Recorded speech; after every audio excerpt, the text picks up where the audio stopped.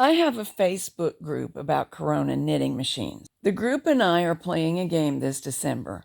They are going to suggest techniques they would like to see, and I will knit a strip of hats, each hat demonstrating a different technique that is possible on the Corona bulky machines. Mine is a CN9. Other models of Corona bulkies are so similar that what I show on this one should work on any.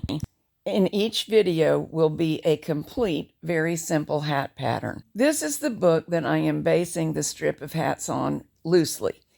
It's called Stripping for Charity.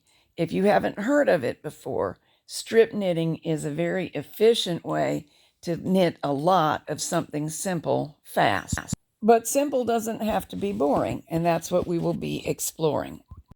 By the way, for those who own other bulky machines, you will be able to follow along. You will just need to know how to achieve the same techniques on your machine, and I'll try to throw in tips as I think of them. Here's how the challenge will work. I'm using inexpensive number 4 yarn from an estate that I was given for all of them. They will all be the same size or close to the same size, about 18 inches in circumference, using 72 needles. They will all have gathered crowns, which is an essential feature making it possible to strip knit. All of the hats I make will eventually be contributed to the Country Knitting of Maine Hat Contest. This is a charity that I help out with. The publisher of Country Knitting of Maine News and Views, and I write for that magazine, runs this every year. And I try to contribute quite a few hats, so these will be added to it. If you would like to participate, you're more than welcome, and you can win prizes. I will put a link to the page you're looking at in the program notes so that you may do so. Future videos will focus primarily on knitting techniques, so the finishing method for all hats is covered right here in this video. There will be waste yarn between the hat that you're working on and the next yarn. My waste yarn is the thin gray yarn. We will have left a nice long yarn tail, which we're going to work through the last row of main yarn stitches, just in and out as though stitching anything.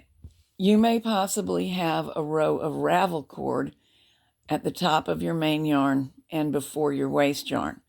I did not choose to use it. I'm just going to snip my waste yarn and pull it out.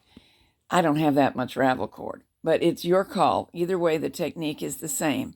You want to stitch into main yarn stitches, the very top row of them, and you will have to manage this lengthy piece of yarn because we don't want to gather it in yet. We have to have enough to stitch all the way across the hat. So all the way across, in and out of those stitches, do not catch your ravel cord or your waste yarn with your needle, and pull up enough yarn after every few stitches that the work can stay close to flat. We do not want to gather it yet. That would make it super difficult to remove the waste yarn. I'm going to snip my waste yarn on the very edge of the very first row on the side away from the yarn tail. You will not have this step if you used a ravel cord. Now moving to the other end of the work, I'm grabbing a hold of the initial part of the gray thin yarn tail, and I'm starting to pull it. If everything goes right, it will behave like a ravel cord and pull right out of the knitting, separating the main yarn from the waste yarn. It'll gather up as you pull, and you slide your gathers along it. It may break if you do what I did and don't use a real ravel cord. Real ravel cord is very strong. If it does break, it's not a big deal. You can pull it out in bits just as well. But I think I got mine all the way out, and there it comes. You just got to look at my yarn needle still holding the yarn tail. The stitches are safe because of that. Since the yarn tail extended from the knitting, it's secure on that end. We just pull the end that's in the needle to gather up the crown. Then I always stitch across the crown at least twice. The gathers make a little O.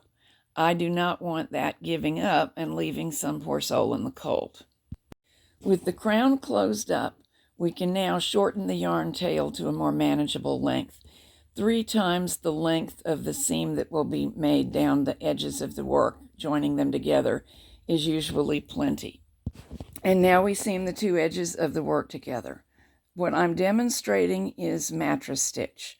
It's a good method, and you can work either next to the entire edge column of stitches or into the edge column of stitches, whichever suits your fingertips and the size you want and the yarn best. In my opinion, the most secure seam is next to the edge column of stitches. In the case of a rolled brim like this one, seam the edges together except for the bottom 1 to 1.5 inches. At that point, you'll want to turn the seam. We've been working so that the knit side was the right side and the seam was hidden on the purl side. Now we're going to work the other way because the rolled brim will cover up the seam that way.